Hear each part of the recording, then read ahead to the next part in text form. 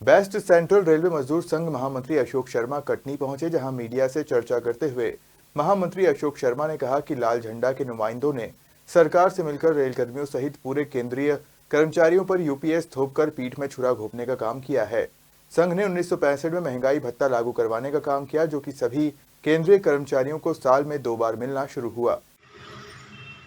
Central Railway Mazdoor संघ के माध्यम से और पूरे भारतीय रेल में 17 जोन में मान्यता का चुनाव होने जा रहा है और वे सेंट्रल रेलवे मजदूर संघ और जो 9 जोन में मान्यता प्राप्त करता है उसको 35% वोट प्राप्त करेगा, वह संगठन विजयी होगा और उसको उस जोन में मान्यता प्राप्त होगी। इस संबंध में के साथ इस चुनाव मैदान में है। इस संबंध में हमारे आदरणीय महामंत्री महोदय आप लोगों को हमारा क्या विज़न है और हमारी क्या उपलब्धियां रही हैं, उन उपलब्धियों को गिनाते हुए संविधान सभा ने हमारे संविधान को स्वीकृति प्रदान की थी और 26 जनवरी 1985 लागू हुआ था। आज बहुत अच्छा मौका है बाबा साहब अम्बेडकर को, मेरे सम्मानित पत्रकार बंधुओं, मैं Ashok Sharma, general secretary West Central Railway Mazdoor Sangh, assistant general secretary National Federation of Indian Railwayman NFIR, departmental council JCM member तथा नेशनल काउंसिल सिस्टम का विरोध किया है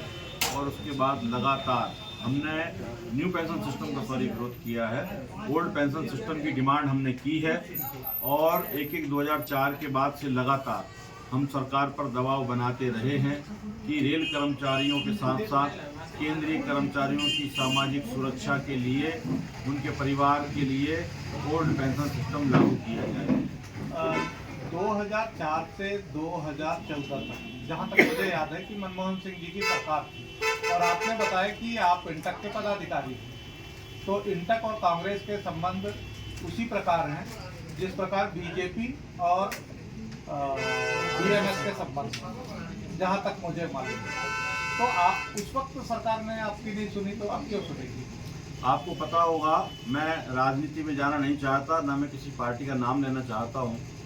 लेकिन मैं इतना कहना चाहता हूं कि वेस्ट सेंट्रल मजदूर संघ और NFIR किसी भी राजनीतिक पार्टी या संस्था का प्रतिनिधि नहीं है और ना ही उसका सदस्य है। हम रेल कर्मचारियों के लिए, रेल मजदूरों के लिए काम करते हैं और हमने, चाहे वो सरकार किसी भी पार्टी की रही हो, हमने हर सरकार से डिमांड की है, दबाव बनाया है, हमने सांसदों से बात की है, उनसे रिक्वेस्ट की है और हम लगातार प्रयासरत रहे हैं। हमने बहुत स्पष्ट रूप से आपको कहा, 1/1/2004 के पहले लाल झंडे की यूनियन के सर्वोच्च नेता ने PFRDA बिल पर साइन करके और उसका ट्रस्टी बनकर OPS को खत्म किया और NPS को हमारे ऊपर लादा। और अभी ठीक 20 साल बाद 2024 में जब सरकार ने UPS की घोषणा की है, तब भी लाल झंडे के नेताओं ने आगे बढ़कर उसका समर्थन किया है। हमारे रेल कर्मचारियों की आम डिमांड है, ना NPS ना UPS, उनको केवल OPS चाहिए।